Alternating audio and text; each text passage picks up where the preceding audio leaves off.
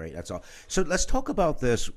You mentioned about veterans. I know you're in the Medicare space. How did you get into Medicare, and how does this Medicare Advantage program help veterans in the market space? Can you speak about that? Absolutely.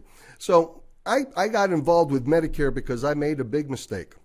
I decided that I wanted to talk to Medicare directly, and I didn't want to talk to an agent because in my mind, being a thick-headed veteran, agents are there to sell me something, and I don't want to be sold. Right.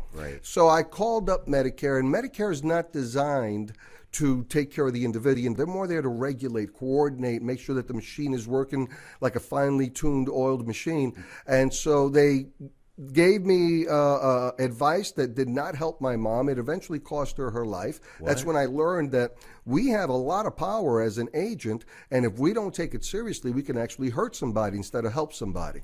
So let's back up a little bit. Your mom lost her life due to that Absolutely. decision. Can you go into that if you don't mind? Well, what happened was I didn't know anything, and so I now became her caregiver.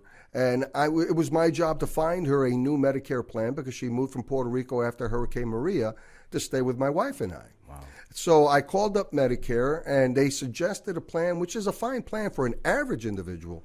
But my mom was extremely complex, and they didn't ask the questions they should be asked. They did no due diligence. They just pulled up her meds, and they said, hey, this plan in your area is a 5-star plan, and it'll cover all her meds. We recommend it. And I said, okay.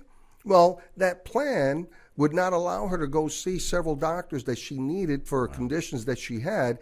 And finally, Everett Fonet, who's a dear friend of 25 years, sat me down almost 2 years too late to explain everything to me. And I said, okay. And I switched her to the plan that she needed. Now she can go see those doctors. But then coronavirus hit. All the doctors shut down, could not get in to see one. By June, she was dead. Oh, God. And that's why I said, you know what? I'm going to I dropped everything. I had a marketing company. I shuttled it. I got 2 people left on retainer. As they fall off, I'm not taking new clients. I said, this is going to be my focus. And in the process, I learned that it wasn't just seniors who don't know what's going on, but veterans